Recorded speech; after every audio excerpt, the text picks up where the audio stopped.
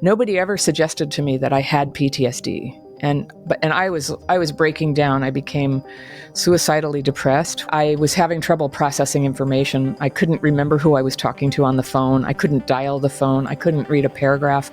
And I was going to work and popping off my mouth saying things that were hostile and inappropriate and about to get fired. I had no help. Now that I'm talking to you about it, I'm like, not only was it chaotic and broken glass in the morning and strangers walking around the house naked, it's just that everybody would tell you that this was good and everything was fine. I grew up in a commune in Berkeley for much of my early childhood. Oh, that was all peace and love. It's like, no, it was a lot of drugs and alcohol, very low supervision, not always food, crazy sexual stuff going on in the house. For 30 years, I've been working with people who are affected similarly, and it's so wonderful because at least our symptoms are really common, like very similar across people. There's a couple flavors, but more or less, like, we understand each other. There's a hopelessness that some people are ashamed to reveal. And I'm here to tell you as a living example, actually healing is possible. And it can get better if you can let in a little shift about how to do it.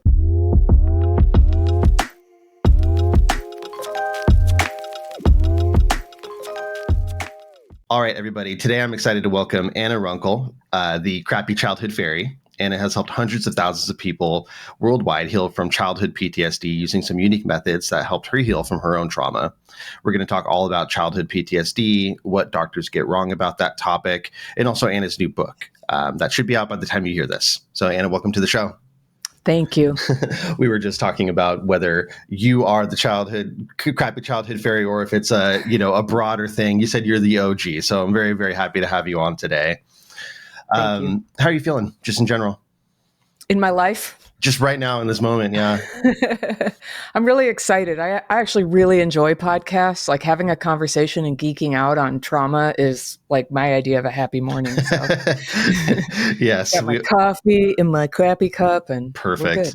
Awesome. Yeah, we're a unique breed. Let's wake up early and talk about trauma. So what do you want to share about your own story in terms of background and how you arrived at being interested in helping people with trauma? Well, I grew up in a commune in Berkeley for much of my early childhood. And some people who did not grow up around that kind of thing might idealize it and think, oh, that was all peace and love. It's like, no, it was a lot of drugs and alcohol, very low supervision, not always food, crazy sexual stuff going on in the house.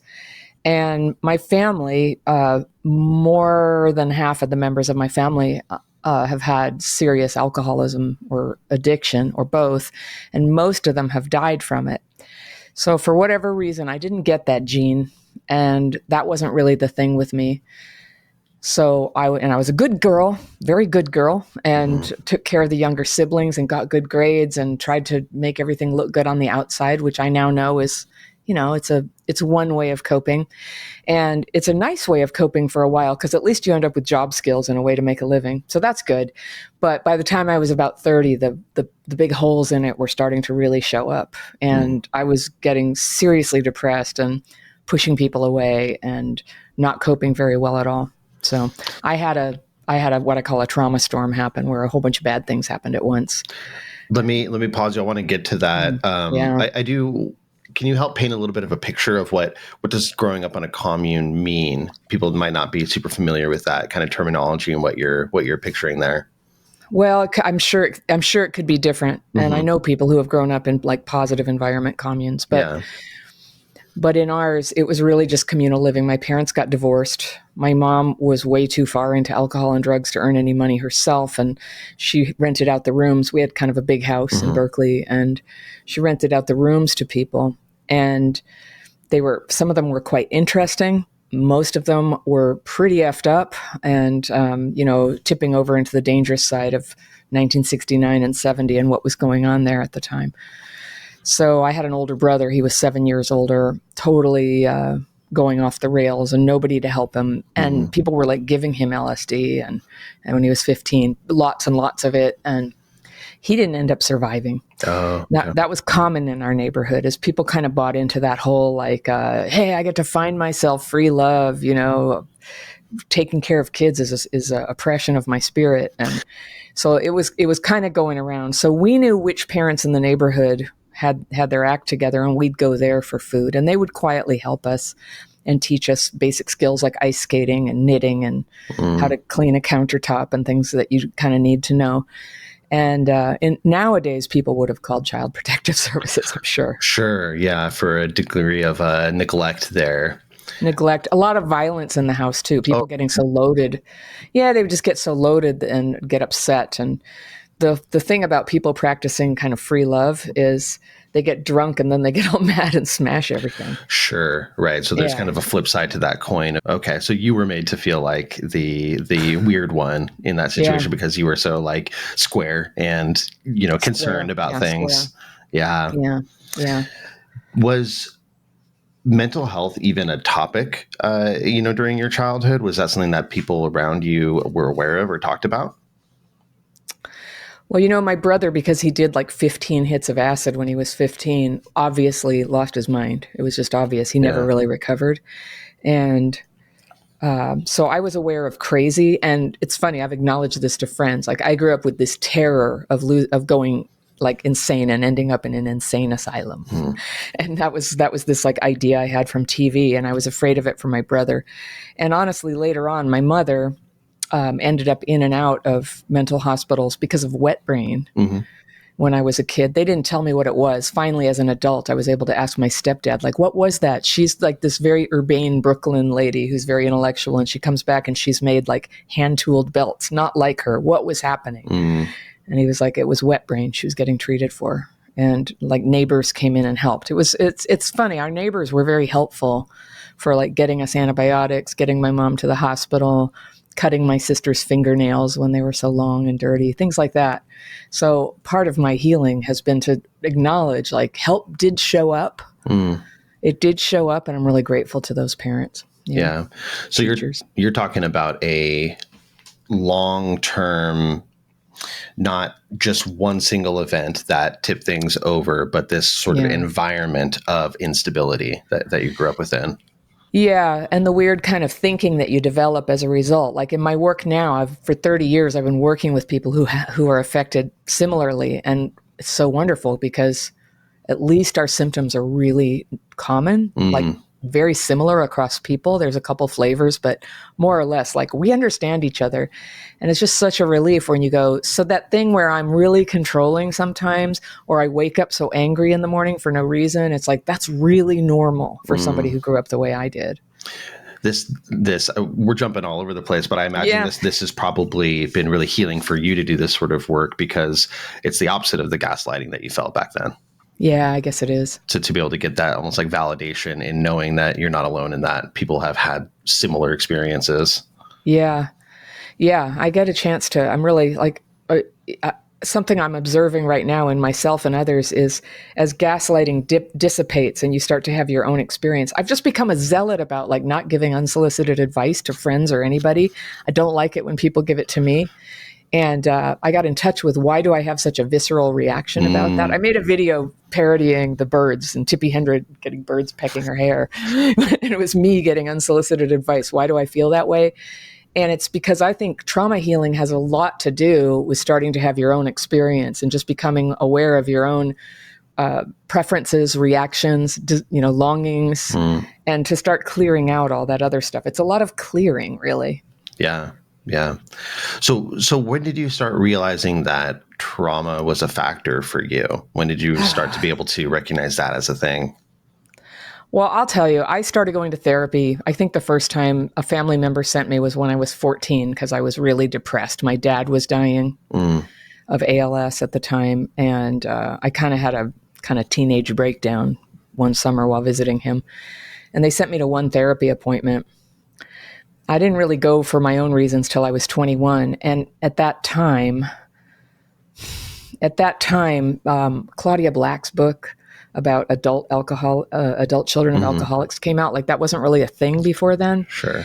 And my therapist was very excited about it and got permission to record our sessions because I was such a classic case of an adult child of an alcoholic. You were such a good girl. You were just, you know, ready to participate.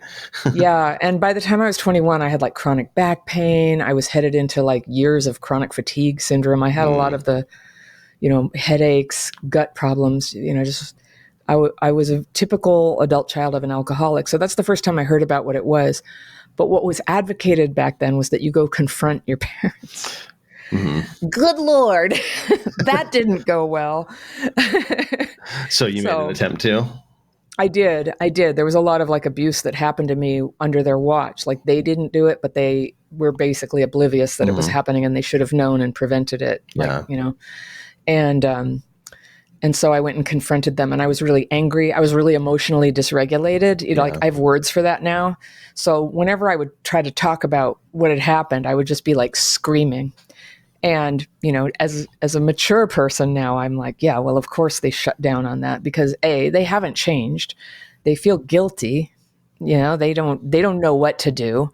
And they can't really deal with getting criticized right now because they already feel so bad. And anyway, gluck, you know, so that it didn't go well. They threw me out of the house, and they didn't protect me. And that never came up again. Like we never talked about it again. There's such a interesting parallel there because from my perspective, your therapist also didn't protect you, right? Throwing you to the wolves in that way. And then you were essentially punished for trying to heal. Yeah. Yeah, well, I think that's why we have to be careful that we have the perfect solution that's cookie cutter for people. And what I've come to realize is that some people who write books or do research or even are therapists, I mean, a lot of therapists have experienced this themselves, so they have some reference point. But I think a lot of people are trying to interpret what childhood PTSD is by looking at it from the outside, where it looks like, if I just give you this pamphlet, you're going to change your behavior because you just didn't know, right? But it's not that at all. Like I've always been like pretty intelligent. You'd have to be to survive all of this. Sure. Yeah. So it's not that I didn't know, but it was hard to understand why I kept making self-destructive choices over and over again. I couldn't understand it. And it still isn't like a logical thing, but it's a thing. And there's a way you can stop it. What are these self-destructive behaviors or patterns that you were noticing as you went into adulthood? In myself, it was... Number one was at a certain point, it wasn't in the beginning, but I got my heart broken a lot as a teenager because I would attach too soon. And it started to turn me kind of sour. And at first I was just like an innocent kid and I would just fall in love and I would get sexually involved and then I would just get completely destroyed by the inevitable breakup. And that's so normal for people whose parents are not paying attention to them emotionally. It's just totally normal. Such a relief. So I would just be like, what's wrong with me? I must be ugly. I must be fat. There's some memo that people got about how you're supposed to act with your boyfriend and I didn't get it. And so I think I would imagine, it's hard to remember, but I would imagine I came on very strong and then immediately like rolled out the red carpet, like you own my soul now and right, I own yours, right? Yeah, and they'd be like, and it comes off as crazy. I wasn't crazy. I was just like emotionally in that state of trying to get the love I needed. And I teach people a lot about this idea of limerence, this obsessive, addictive love that reflects a capacity to see love where there is no love. And of course, like a kid needs to develop that to survive, like to have ego survival is to go, well, of course they love me. They're acting like this, but you know, we have this very special bond, me and my mom, and you have to believe these things. And then if that doesn't get healed later, it turns into a really dysfunctional pattern. So there's a couple of dynamics that affected me and that I just see it again and again, the people who respond to my YouTube channel and they write me letters as if they've never seen the 100 letters I've written about this phenomenon. But with that attachment wound, that insecure attachment, having sex early in a relationship can just activate early attachment. You just get attached really hard at the beginning. And it usually you have that wound because you also have an abandonment wound. And coupled with that, the inclination to just jump right in and give your whole heart and soul to somebody. And then to realize maybe a day or two or a week or two or a year or two later, this is horrible. I need to get out, but you can't because your attachment wound is so vicious. And do you know Pete Walker's term, abandonment melange? I haven't heard that term, but that makes sense. Yeah. For people who were literally abandoned, which I was, there's a whole like physiological reaction to anything that smells like abandonment. Like even if I would think I need to leave a relationship back then, it would throw me into it. And it would be like this huge, like toxic rush of body chemicals of panic and dread and grief. And like I'm going to die. I'm going to die, even thinking about leaving somebody I don't like. And of course, that's self-perpetuating, right? Because what's going to drive somebody way better than starting to have that kind of reaction? Yeah. And, in straight relationships, sexual relationships lead to children. And this is where the generational trauma comes, where the, hastily slapped together relationships that turn into parents who can't really be there and can't really hold life steady. And, life is messy like that. And that's a little bit how I had my kids. And I love my kids and they're great and their dad loves them and things have worked out. So I accept that life is messy, but it's a very hard road to live through. Yeah. A lot of shame involved, a lot of self-hatred involved. I hear a lot of what you're describing as you had to be a certain way during childhood. You had to learn almost certain skills to keep you alive that later on don't help you as much. Yeah. Some do. I think it's made me a really good entrepreneur. And I started my first business when I was 9. I had to. What was that? So I was a babysitter. I charged 25 cents an hour per kid, and made some flyers and taped them to telephone poles and started getting clients. And then by the time I was 15, I had like 4 businesses. I was delivering papers. I was stringing jewelry for a jewelry store. I was selling flowers on street corners. I was always just coming up with ways to make money. And I like that about myself. I like my creative spirit. I like my ambition. It's served me well. And then what's been harder for me is the way I kind of respond to stress by over functioning and grinding myself down like a candle with no ends left. And that's been harder on my body. So I'm old enough now, like it just definitely doesn't work for me anymore. And so I pull back again from it. But I really am great. There's a lot that I'm grateful for in my life, not the trauma. I wouldn't wish it on anybody. But like one of the things about the Commune was there were all these artists and intellectuals living there. And my life is still populated with a lot of artists and intellectuals. Yeah. When I have a party, there's very little alcohol consumed because of my taste in people, I guess. They're just, that's not their thing. So, but not everybody. But there's still a lot of unique people that when you have a party, I imagine. Yeah. No, it's a really wonderful part of life. And what I also love about having some healing around my trauma is I'm a nice person. I'm a nice person with boundaries. So I don't have a lot of problem people and I don't push people away so hard anymore. And that's the real fruit of recovery. I think the top of recovery though gets overlooked. It's becoming your full and real self. It's like just feeling better. I would have settled to feel better. Sure. If I could have felt better and had a boyfriend, I would have felt like I had made the top of the mountain. That would have been great. But it's really been so much more. And I've come to believe that like each person has in them something really important to bring to the world. And that's the object of the game, is to liberate that. And then having done that, you can turn around and create conditions and give other people a hand up where they can do it too. Like what a wonderful world where everybody can do that. And it's not utopia. It'll never be perfect. I was going to say the commune is coming out in you right now. The commune, yeah. No, I'm very anti-utopian. I think utopia ideas are just a disaster, but it's I don't know. I really think it is. I think it is like the answer. Yeah. Is to become our full selves and help other people do it too. Because what that's inclusive of is both a concept of personal freedom and love of other people and an acceptance that people really do need to be themselves, which is, it's important. And if I think, being themselves if it results in like criminal and harmful behavior. I don't mean that, obviously. Right. I that's not what I'm talking about, but that people, like for me, I found my gifts have to do with telling the story. I noticed that because you ask yourself, what do I do? Is there something I do? A mentor asked me this question once. It was life-changing. What is it that you do? I was like, I know I'm supposed to do something more with my life before I was doing Crappy Childhood Fairy. I was sponsoring hundreds of women in 12-step recovery in the program for families of alcoholics. That was very meaningful for me. I said, I love that, but I knew it was something more than that. And so this mentor said, well, what is it that people tell you over and over again that you do that helps them? And I was like, well, it's when I tell my story. And so he suggested I experiment with that. So I had a potluck and said, I'm going to tell my story, whoever wants to come. And people were like packed into my house. And we used to have, parties, my husband and me, and maybe 20 people would come, but this was like 40 people.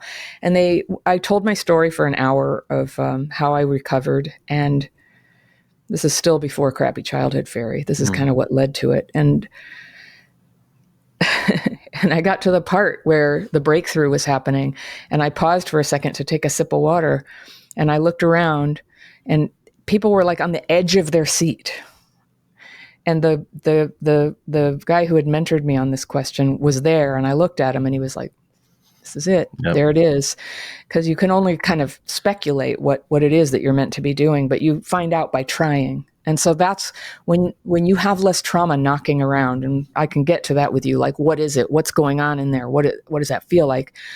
But it's too much noise. You can't hear that inner voice. You can't follow what you're meant to be doing. It's not available. You still get that longing. It comes in the middle of the night when you were just sleeping. So your mind had a little space, and then you wake up and you're just like, I'm supposed to be doing something more important. Yeah. I feel like my life is passing me by.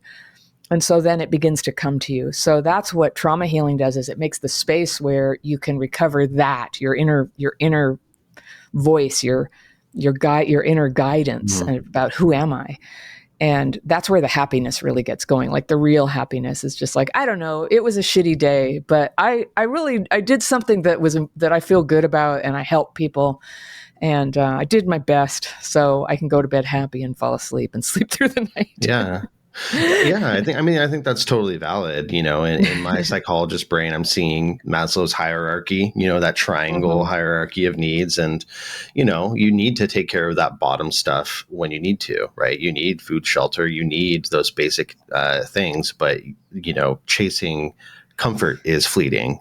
Finding greater purpose or this happiness that you're describing is more sustainable. That does make more enduring change. Yeah. So I always joke around. I was like, if I could just have a boyfriend, it's like, oh, I've had so many. If I could just get married, oh, I've had 2 marriages. Yeah. So clearly that wasn't the only thing. I got more than I asked for, more beyond my wildest dreams. Right. You should be rich in those things. Yeah. I like being married though. I've been with my husband for about 16 years and married for 11. And it really suits me to have that nice stability. And I have 2 kids from my first marriage, and I just love my kids. I love having kids. I wish I had my act together to have just dozens of them. I love kids. I stopped with 2. I was like, that's I'm good. Yeah. Let me ask, kind of pull things back on track a little bit. So you make a distinction between just general PTSD and childhood PTSD. Are you using that interchangeably with like complex PTSD, what we might call that? Sort of. I always have to explain that. It drives people nuts. Just because the acronym's the same, right? Complex PTSD is the kind of PTSD that comes from chronic ongoing exposure to stress. There, I've said it, everybody. I do understand. But I call it childhood PTSD because CPTSD is a clinical term, and most people don't know what we're talking about. So, and complex PTSD usually comes from childhood, as I understand it. And what I've observed is a lot of times the childhood trauma is there, and part of it is latent, like a herpes virus. Mm-hmm. And a new thing happens that sort of, sets off some adult onset trauma. Like I got attacked on the street. I got beaten unconscious on the street. That's when my childhood trauma got out of the genie bottle and I couldn't get it back in. You're saying you actually did in your life? I did, yeah. Shit. Okay. Yeah, when I was 30, that was sort of the precipitating event that I just couldn't hold it together anymore. That kind of knocked some stuff loose. Yeah, there's a such thing as healthy compartmentalization. Sure. And I think that I've just noticed that's a pattern for a lot of people, like people who serve in the military. Many of them do it quite happily and successfully. But in a lot of cases, I think it's kids who had trauma go in, and then, God forbid, they end up in combat, more trauma. I think that's like a toxic soup, is to have that underlying childhood trauma and that sort of having, I have visuals for everything, but we know that early trauma damages, it's like an injury to the nervous system. And so I picture it sometimes like all these little channels that are like Swiss cheese, like it's going to hold together for so long, but not forever. And if something kind of knocks into it, like a combat experience, boom, the structure falls apart. And I think that's really common. When I had that happen to me, when I was attacked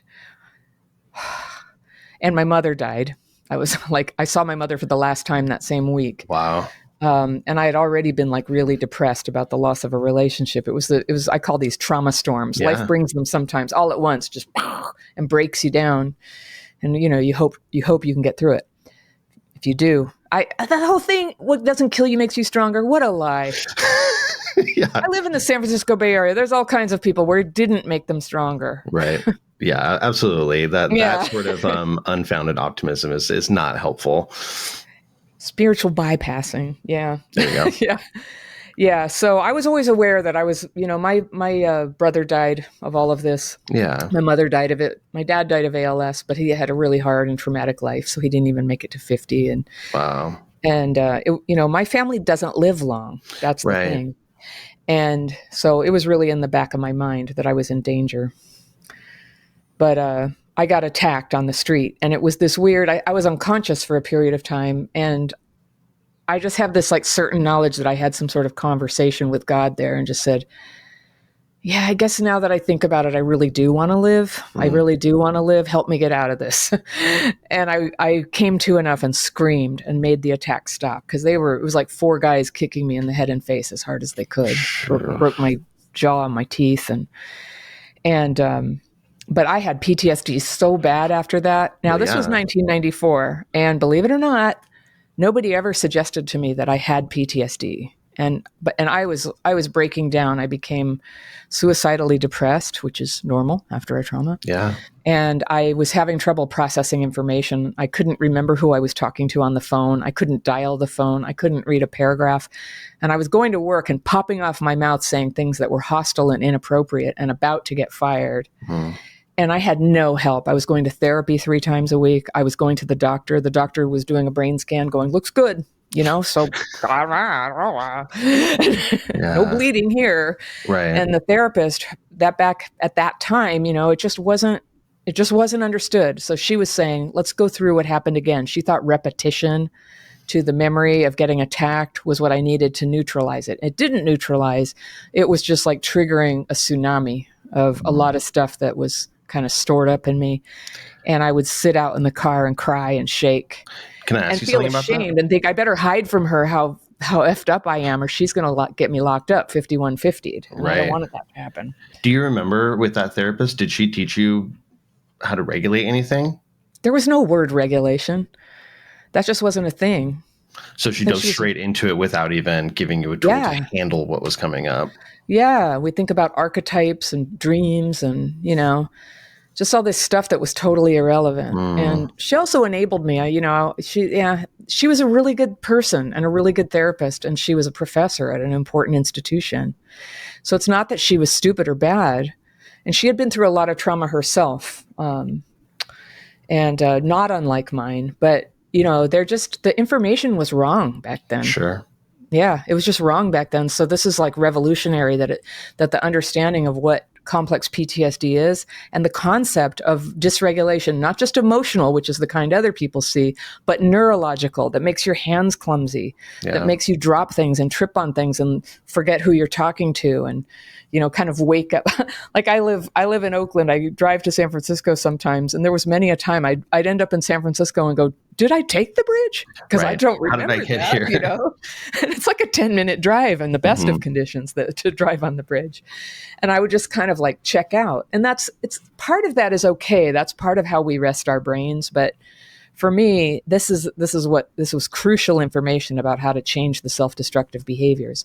Under stress, a kid who has been through all this hard stuff will have a propensity to have this glitch happen neurologically, where the left front cortex, where reasoning is supposed to be happening, just kind of goes, the electrical activity goes down when you look at it with equipment. The right front cortex of emotions is lighting up, and that's exactly what it feels like. It's an emotional dysregulation, but it's also, it's not, emotion is like it's the icing on the cake, and everybody's like, oh, it's a chocolate cake, but no, inside it's a different color. It's your whole nervous system's going into a glitch there. And that's what's hard. And so I ended up with 2 autoimmune diseases, which is common and normal, and it's an elevated risk.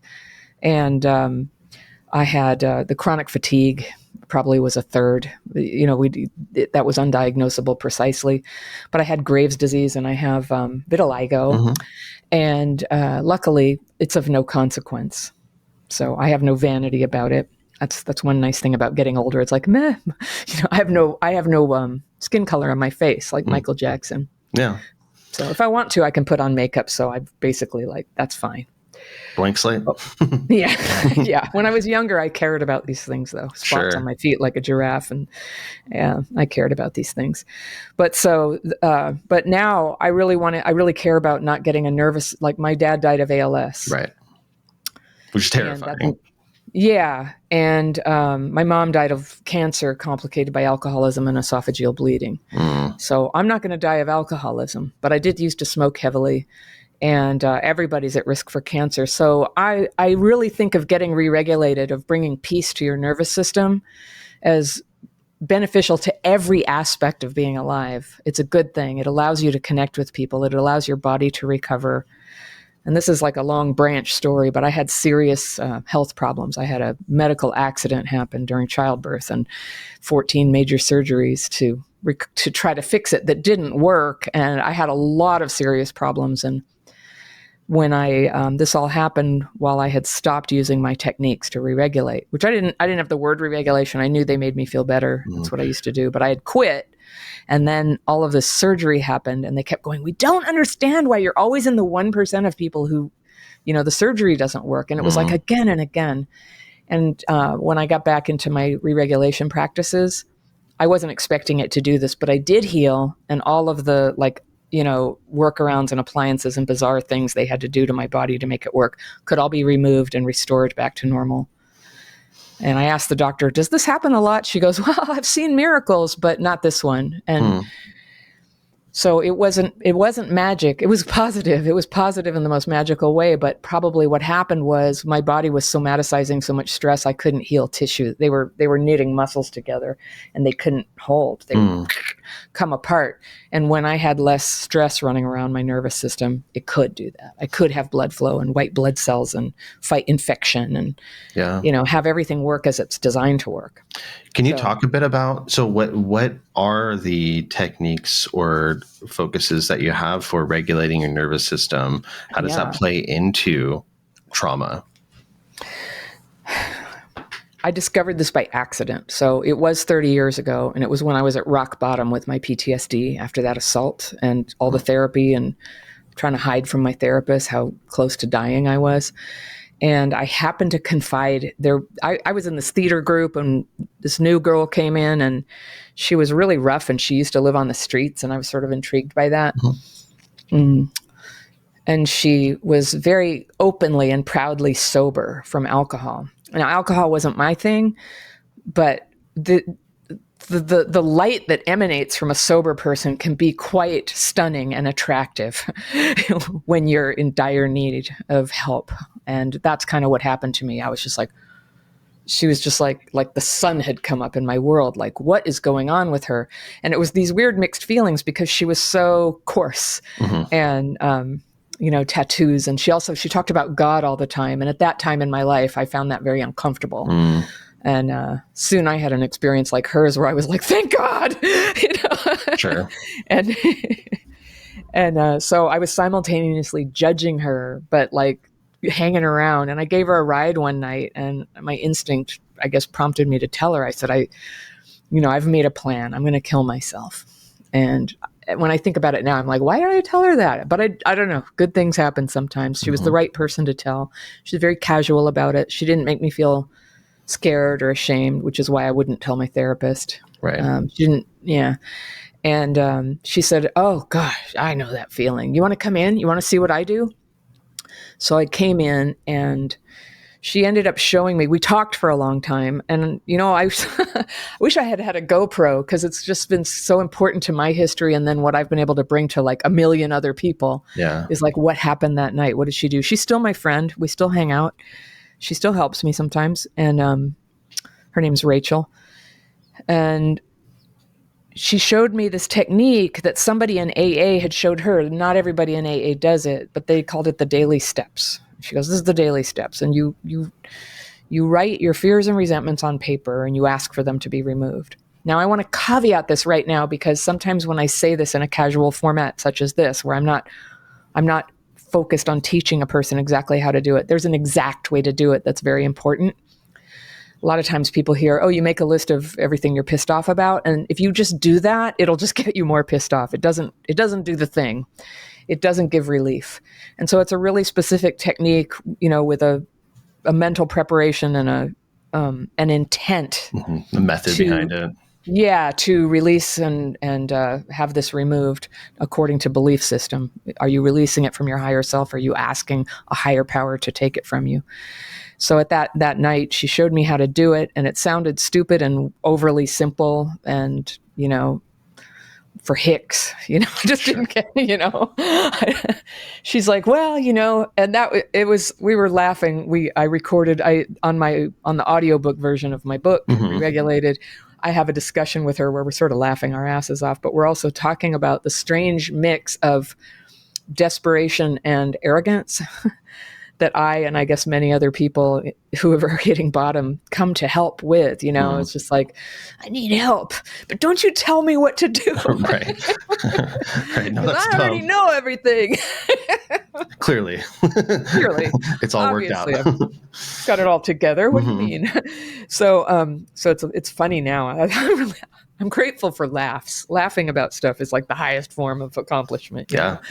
But so we laugh now. But so she showed me how to do this, and she said, so if you want, go home. So I had a plan for the next day to do myself in, but instead I went home about 5 a.m, and it was freezing cold. It was like February, and I wrote, and I went to bed, and I woke up midday, and I just felt better. I felt relieved. And that feeling of relief is like the most precious nectar of the gods there ever was, just to have emotional relief. I never had that. I was always questing for that. I never had relief, and I was just relieved. And just once I was relieved, then more is possible. So she had told me I could call and read to her what I wrote. So I did that, and she gave me some, at first, very gentle feedback. And later, over the years, she would get very tough love with me about certain things. One of them, for example, see, therapists can't say this to you. I was reading her what I wrote, and I said, I fear that nobody wants to hear how sad I am. I'm so sad. And I was sad. My whole family had died that year. It was like, I was really sad. And I was like, I fear nobody cares and nobody wants to hear about it. And she said, that's right, Anna. People are very bored when other people tell them how sad they are. And they're bored with you telling it. It's all you ever talk about. And I was like, oh, the outrage. And I was used to, I've been going to therapy for years where I always got away with anything at all that I wanted to talk about. Sure. And she just would validate me, but not at first. She was no therapist. She was much younger than me. She was in her early 20s. Sure. She would hear you out and challenge you. Yeah, she would just say, "You're full of shit," about this. Or I just also, when I would date a guy, I just would, it's so easy to see now, but I had no idea then. All my thing about like, you owe me to care about my feelings and make me feel better when I feel bad. And most people are good-willed and they will try, but they can't, because the problem isn't anything they caused. And it's not even happening right now. It's like being generated by your history. And you're projecting it on everything. Nobody loves me, nobody respects me. Well, what can a person do about that? And so that was another level of relief, is when she got through to me, like, people can't do that for you. They didn't cause it. And if they did, get rid of them, stop hanging out with them. But, people can't fix you with that. That's an inside job, as they say in 12-step recovery. And so this technique is a way where you can just day by day, twice a day, sit down, at least twice a day, maybe more during tough times. And you write all those thoughts and feelings that are coming through you, fear I'm no good, and fear I'm just going to die anyway. Fear this is cancer in my breast. Fear, fear so-and-so doesn't like me. Fear they're cheating. Fear the whole world's going to hell in a handbasket. And then the resentment. So instead of, when I was in therapy, we would talk about I was very resentful, which is human. And we would talk about it, and talking about it would seem to kind of amplify it for me. Writing about it, and now we know there's a scientific basis. Writing about your feelings uses a different pathway. And for some people with trauma, it can be much less activating, right, more approachable, of adrenaline and stuff, to write about it and then even read what you wrote rather than talk about it, which requires a certain kind of memory recall that can set the thing off. Dysregulation. So she would let me write. Well, I wouldn't write to her. I would just write this. I do it. I did it today. I write every day, just the stuff that's bothering me. And rather than going for the significant stuff, you just go for just like what's on the surface, what's bothering you. And it's usually a bunch of old things that are always there, about like body image, I have too much to do. And then, annoyance at the people closest to me, resent them. And then, like, what are we going to have for dinner? Yeah. It can be anything. It just can be anything, but the top layer comes off and you don't have to ever dig. So have you encountered the work of James Pennebaker? I'm horrible with that. People always said, have you heard of this person? Do you know this person? Do you know this work? And I'm like, I don't know, probably. Because you create a lot of content, So yeah. It's like, when would you do that? Me too. But he did a lot of work. He did a sort of a lifetime of work at the University of Texas, Austin. And I got to know him. I've got a video coming out. I interviewed him and he's going to be on my thing next week. But he created a thing called expressive writing, where he just sort of noted, just casually, he was researching other things. And he was like, people, when they write about things, it makes them feel better. I wonder what's up with that. And so he did a lot of peer-reviewed studies, and then other people have done peer-reviewed studies. I was going to say, I think he's a researcher. I think I've come across his research before. Yeah. And I still think his work Huberman did an episode on him, but his work needs to be brought to light, because anything that we can do that's natural, that people, that's not chemical, it's not pharmaceutical, it doesn't require money, it doesn't require any special equipment, that people can manage themselves, that can help improve symptoms, is a good thing. And so this is one of those things. But he taught people to go ahead and write their very worst experience that had ever happened. You write for 15 minutes to 30 minutes a day for 4 days. And that, like, right away I was like, ooh, for my people, for trauma people, that's too much. You wouldn't really want to do a deep dive like that. That would be very hard. So we do it on the surface, and we do it every day forever. And then we meditate afterwards. So that it's a twin technique: writing, then meditation. What kind of meditation? And people can meditate any way they want. It was suggested to me. I learned transcendental meditation, which is particularly nice for this because it's not very demanding and easy to stick with for a person like me who doesn't stick with things so easily. And then that's what does it's sometimes it feels really good. Sometimes it feels like nothing. Sometimes it feels like a nuisance. But over time, you get your brain back. So when I first started, it was about 2 weeks in, all of a sudden my brain came back and I could focus, and I was sad, but I didn't have that terrible grinding depression. Not scary sad, just appropriately sad. And I started to have hope. It's a whole different thing. And then decades of solving life problems and, self-defeating patterns and things. That's like something a person has to learn. But you can learn. You can finally actually like pay attention and learn and listen and try things and notice how it went when you're re-regulated. So everything can get better. When you were early on in doing that type of writing and meditation, did you think it was working at first, or did you try to talk yourself out of it? Were you thinking like, what is this doing for me? It was up and down, really. It's funny because of that arrogance, I guess. I always said it was like becoming a vampire. So when I first learned it, it like saved my life. It was the most radical change that ever happened in my entire life. That and having my first kid, like just so huge. And I remember driving home from work, maybe about 3 months in, and going, any day now, the other shoe's going to drop. It always does. You fall in love, or you find some new thing, or you start running, and then you're like, this is it. This is the thing that's going to fix me. And then, the creepy disappointment comes in. Oh, it's a cult, or, they just want my money. Right, it's MLM. Oh, he's on drugs. Or, yeah. I've had all the disappointments in the deck.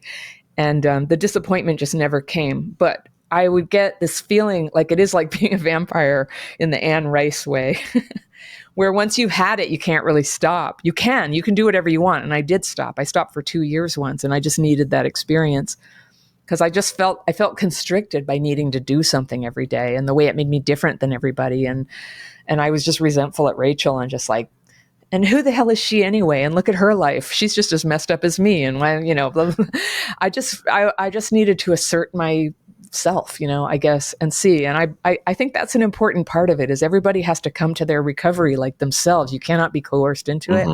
And sometimes there's only one way to find out what it does for you. And really, for me, because teaching this and getting this book out now, I don't think I'm being arrogant to say this is changing the lives of millions of people to have this simple tool that they didn't have before.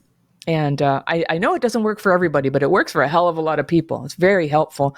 And about 15% of my audience are clinical professionals, therapists, doctors, ER techs, people who work in these fields who need it themselves. And then they share it with their patients and clients. So this is something really important. And I wouldn't have been able to understand it if I hadn't quit for 2 years and had experienced myself falling apart in the same way, but worse. And then coming back to it and feeling what that was like too. Like I needed to learn by trial and error. And I love that about how I was able to learn this is I always had freedom to figure it out for myself, and nobody told me what I had to believe. And in fact, Rachel would say, don't believe anything, just have your experience and see what you think. Yeah. And I think that was good advice for me. Yeah. So you arrived at this stuff in a very genuine way because you've tried many, many things, and this is what helped. Yeah. And people ask me, I lead these calls every week, teaching people who want to ask questions about it. And I'll probably get asked every time. Somebody will say, I can't do it consistently. And how should I get more self-discipline around it? I'm like, oh, don't do self-discipline around it. Don't do that. Give it a try. And if it feels better, you'll probably want to do it again. And if this is your method, it'll let you know. You'll just kind of crave it. But sometimes pain is the thing that makes you get more serious about it, but not like hitting yourself over the head. Sure. Yeah. Okay. So I can't go this whole interview and not ask where the name came from. Because I haven't picked up on that yet. Well, so before I did this, I had a video production company, and I used to make medical education. And I did a lot of stuff for Kaiser. And then I also did a lot of marketing stuff for like Zoom, companies like Zoom. And it was really wonderful work. I loved it. I was proud of my work and I loved my clients. But it had programmed me. I was kind of working in public health and community health for like 30 years. And I had created a lot of content and stuff. So I was really like programmed with writing in this very, soft, not assertive way. Sure. Like sometimes we might feel like kind of, sort of. You can never really that have say this stuff. type of experience sometimes find that. Yeah. So when I went and took the seminar and said, I'm going to write a book about what I've learned to do here. I'm going to do it. This was about 8 years ago. And I took a seminar with a guy named Brendan Burchard. It was fantastic. I learned how you actually do this for money online. And that was a really important like turning point. And so I was like, okay, it'll be a book for me. And I went and I had teenage kids at the time, and my husband's like, go ahead. And I went away for a month, and I was going to like write a book in a month. It didn't happen, just heads up. There was a lot more to learn and do. But I started my blog, and it was originally called Your Healing Year. And I stuck that on Facebook, and literally nobody looked at it. Nobody looked at it. Be the real you. I know. Yeah. Yeah. Sort of like a Kotex box blurb or something. Right. Right. I was like, no. So I was like, that doesn't work. And so then I ended up drawing a cartoon. There was this guy in my past who was like probably the worst guy ever of my life. And he just discarded me. He love bombed me and discarded me. Mm-hmm. And my friend went to go, why aren't you calling Anna? And he said, she thinks she's special to me. She's 1 in 30 to me. And I wanted to put that story in the book, in the blog post, but when I wrote it, it was just so like simpering and like, like, why am I even talking about this guy? So I drew a cartoon of a pig saying it. And then that just made me laugh. And I just realized, like, if I'm not laughing my ass off about this stuff, I can't really handle focusing on it this long, So it's got to be sincere and funny. So there is like it's, I did used to be a comedian, but I'm always emphasizing I'm not healing with humor. That's not what this is. These are practical techniques with a scientific basis and a lot of experience. But the levity that we have together makes it joyous, and that you have that common understanding. So the next title that came to me, and a lot of people are saying, come on, you got to do something with this name. And I'm tempted to do a book, but it was called The Feral Girl's Guide. And the emblem was a wolf wearing a dress with a purse trying to act normal at a party.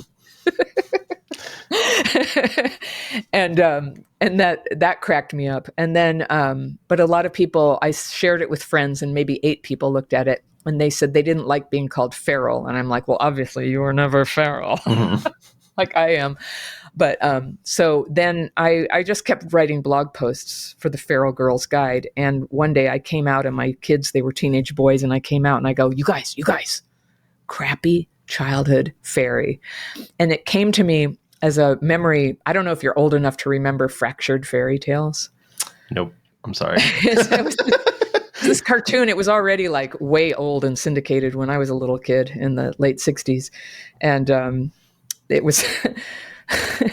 there was this fairy, and she was sort of like a Queen's cleaning lady fairy.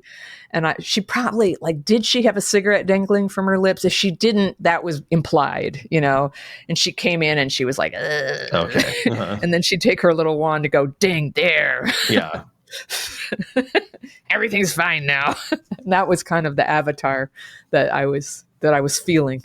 And so I called it Crappy Childhood Fairy. My kids, they deny it now, but they were like, no, Mom, you cannot make YouTube videos. Moms can't do that. You can't call it that. Like, they would have to tell their friends. Like, what does your mom do for a living? Oh, she's the Crappy Childhood Fairy. So they're okay with it now. Yeah. Well, thank you for giving me the story. I think that everybody would have been just like curious and probably annoyed that I didn't ask you. So people ask me that. Yeah. Occasionally people are like, Miss Runkle, you should not do that. It makes people not take you seriously. And I'm like, well, bullshit. Perfect, because I'm not a therapist or a doctor, and I want to sort of like have that vibe. Like, I'm somebody who's gone through it too, and I know what to do. You want to see? Yeah. And that's what we're doing. Tell me a bit about the book, about that project, and what are people going to get out of that? Oh, this was so great. So I have a bunch of online courses, and so I had a chance to really, teach through YouTube, which YouTube is like a sea anemone of information. You're like a little idea here, a little idea there. Right. And then I had the courses where I really worked hard to help people get from point A to point B to really make progress that they could feel and value. And in the book, it was yet a new way of sharing something with people. I knew that, this book is being sold all over the world, and that people, sometimes people have joined my Zoom calls, like girls in Pakistan hiding in their basement so their dad doesn't know that they're getting help for trauma. Mm-hmm.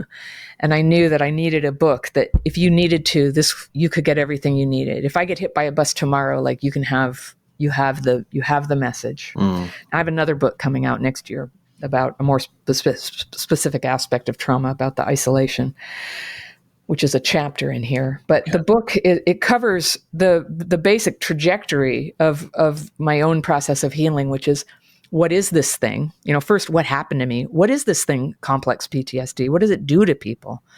It's pretty new information to most people. Mm-hmm. And then, why is it that what I've tried before didn't work, and what does? And so I started introducing the role of neurological dysregulation, which is totally crucial. Mm-hmm. If that's not part of the mix, a lot of people can't benefit from any other therapeutic thing they try. And a lot of other things they can't do either, like be close to somebody or hold down a job. There's so many things that don't work when you're dysregulated. So I teach a lot about the idea of dysregulation. What is neurological dysregulation? What's a trigger? In my book, a trigger is something that sets off dysregulation. Like, it could be getting criticized. It could be just waking up. It could be somebody almost running over you in the crosswalk. Uh-huh. Something triggers dysregulation and suddenly you can't really use your hands. Your handwriting has changed. You feel discombobulated. So I teach about what it is, and there's a lot of checklists and journal prompts and things where you can go through and learn, apply it to your own life. I focus very little on what happened to you. I just acknowledge up front, this is important, and there's a time and a place where you're going to need to talk about it. Most people have talked about it. Uh-huh. Now it's time to start changing current circumstances. And that was very hard for me to access earlier in my healing attempts. So once it's about me, now I can start working on the actual symptoms. And so that's dysregulation. And these are the three-legged stool, mm-hmm. as I see it. Dysregulation, disconnection from people. There's this almost universal symptom of feeling like you don't really belong with people, no matter what it is, a couple, a group, a classroom, the human race. It feels like being outside of it. I often think that Genesis story of Adam and Eve getting cast out of Eden is the core story of the trauma experience. Mm. You're just cast out. You cannot get back in. You're not part of it. And it's in there. It's in the collective conscience. And that's what abandonment melange feels like too, is you're cast out. You cannot be part of things again. You don't qualify. And then there's the social learning. My parents, because of what was going on at home, their social skills weren't totally tip top. Yeah. They couldn't teach me stuff. And when I was having interpersonal struggles, they weren't there helping me figure out how you handle that. I'm there with my kids. I'm like, okay, I think you owe this person an apology. Do you want me to help you phrase that? All right, let's go through this. This is what I would say. Mm. See if you want to say this. And so, we need to be shown how to interact with this. Or when you get invited to a party that you don't want to go to, what do you say? Or, or you like somebody and you don't know whether you should tell them you like them. Life is just full of these dilemmas where somebody has to teach you how to gracefully handle that. And so the sense of isolation is multi-level. So I teach about that, and I'll be writing a whole book about it. That's a lot of what my content is about, and people resonate very strongly with. And then the third leg of the stool is the self-defeating behaviors. Mm. And that's everything from addictions to all kinds of things. Relationship stuff. The attraction to troubled people, unavailable mm-hmm. and troubled people. The attraction to unavailable partners is a big one for a mm-hmm. lot of people. Black and white thinking, mm-hmm. the sort of irresistible draw to authoritarian or abusive people. And cults sort of fall into that, where you're told what to believe and what you're allowed to say and what you can't say, or you get kicked out. Mm. Traumatized people are super susceptible to that. Sure. Yeah. And money problems, under-earning, overspending, debting, abusive sexuality. That's a big one for a lot of people, where, obviously it has a healthy place in a life and it turns into something else. And then a lack of self-care, not going to the doctor. People like to have an easy quiz. Here's your easy quiz. Are you taking care of yourself? Open your underwear drawer. Would you want anybody to know what's in there? That is the CPTSD test. That's the test. Are you taking care of yourself? And yeah, people laugh and laugh, but for a lot of people, it's a litmus test. Like, yeah, it's Sure. like, it's part of isolation. Nobody's ever going to see my underwear. Yeah. But they're ragged, they're unsuitable, and clothes that don't fit, and clothes that you hate. And of course, poverty. Poverty is a huge part of having trauma. And so there's not money, but I'm often encouraging people like, okay, of the clothes you have access to, what are the colors that you love the best? What makes you feel pretty? Wear that today, even though it's only Tuesday, is to go ahead and treat yourself as a beautiful person. Right. With the dignity that you want to learn that you deserve. Yeah. Yeah. And then I'm kind of I go back to ancient principles pretty strong. There's a lot of stuff out there like you have to love yourself before you can love somebody else, and that's not been my experience. I loved other people a great deal before I loved myself, and loving myself has been quite a project that's come to me through many avenues, through esteemable acts, really, that I could never have done if I hadn't learned to overcome dysregulation. So I started being able to do things I felt good about, and that made me feel good about me. So the structure of the book sounds like it's very, there's interactive. You said there's prompts, there's exercises, things like that, as well as kind of teaching these fundamental concepts you're talking about. Yeah. Yeah. I invite people at the beginning of the book to get like a really cruddy pad of paper, such as this one.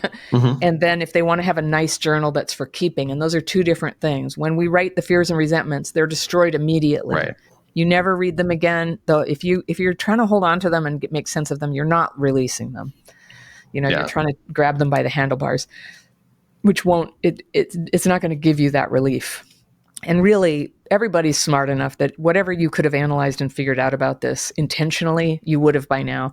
A lot of our understanding is going to come to us through more of a relaxing of the whole thing. And sure. Yeah, changing the behavior starts to create a space to see things in a new way. So that's going to come. The journal is for putting down what you're noticing as you go through the exercises. And I keep setting up exercises like how to cool a conflict with somebody before it gets too heated. Nice. How to apologize if it did get out of hand. I teach people things like that. I think that you including these kind of very specific types of exercises, but that will be broadly applicable to people that have been through similar things. That's like a way of demonstrating that you get it, right? Because the things that are kind of going to come up for people who have been through this. Yeah, I would say so. Right. You think of resolving a conflict. That doesn't necessarily sound like your typical PTSD skill, but you're saying that it's something that it's a common experience for people who have been through the kind of things that you have. Yeah. Yeah. Yeah. It's been, the nicest thing about having an audience is that I get so much feedback from people when I describe my experience. They go, I have that too. And I'm like, you're kidding me. You do too. So we're all having that experience together, including me. I really thought I was the only person who was a freak like this. Trauma bonding in the good way. Yeah. Cool. Yeah. In a good way. And then there's the people who really take to my material are ready. They're open to looking at things in a new way. And there's always going to be this cohort of people, and they come at night on YouTube, and they're like, how dare you say that healing is possible? This happened and I'm doomed and I'm stuck like this. And I don't argue with them. I'm sure you get that too in all your work. Some people, this is just where they're at right now. Yeah. And I'm not here to convince anybody. And there's enough people who come to it and give it a try. But there's a lot of deprogramming that has to happen for people to become open to the idea that it can be simpler than they think. And they don't have to cobble together 1,000 different techniques, to come up with the perfect cocktail. Yeah. Well, I mean, there's a factor of being a human where you want to justify your pain. If you find that there's a solution to it, or there's a thing that could have been done that would have really helped, then what does that mean for all the pain that you suffered up until that point, right? And it implies something about you. So it's normal to be defensive about that, I think. Yeah, it is. And then also, when you do heal, and I think everybody notices this, I'm sure you have, when you start to get better and change for the better, you lose some friends. There are people who you had a silent agreement with. It's like, we're going to be fucked up together, right? Forever. and you broke the deal, and now you think you're better than think you're them. so They good think, now. Yeah. you're so good now. Look at you lording it over me, and you're just standing there. And I come to see this as, it's that light that I saw in Rachel, where she was in that like sobriety glow, and not everybody has eyes for it, but I could see it because I really needed it. And I saw it, and I was threatened by it too. I felt judged by it a little bit. I wanted it, but I felt judged by it. So when people tear me down, I often think, well, it's possible they're actually just admiring the glow. I don't know. Not that I'm not like standing there perfect every day. That's for darn sure. But I know what to do about life's problems. I know what to do. Yeah. Remind me what the book's called? It's called Re-Regulated. Set your life free from childhood PTSD and the trauma-driven behaviors that keep you stuck. Nice subtitle there.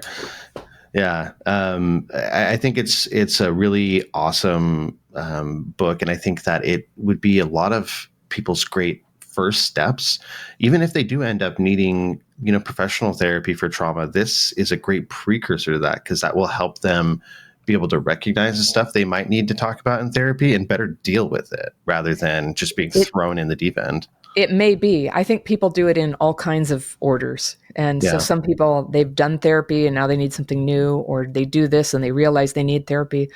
A lot of people, their therapists prescribe this technique to their clients, or ask them to watch videos of mine before the next session about some aspect of trauma, which honors me. And I'll brag about this. The Royal College of Psychiatry has just adopted some of my content to use for teaching trauma-informed care to all the psychiatrists getting licensed in the UK, Australia, and New Zealand. And that's some validation that feels really good. Right. Yeah. I mean, this content that you've made is born out of not finding success with those kind of traditional models. Yeah. So to have it kind of full circle, try to be integrated into them, you made it. Yeah. Together we're evolving quite rapidly, I think. I hope. Awesome. Yeah. Before we start wrapping up, is there anything that you want to give as a personal message to those out there that might be in a position like yours? Yeah. I just know how hopeless a lot of people are. And they write to me. I get hundreds of letters every month from people. And there's a hopelessness that some people are ashamed to reveal. And I'm here to tell you, as a living example, actually healing is possible. And it can get better if you can let in a little shift about how to do it. And the message that I'm trying to impart is, yes, they hurt you, and you are so right. It's not your fault. And now the healing, you don't have to wait for them. You don't need permission from anybody.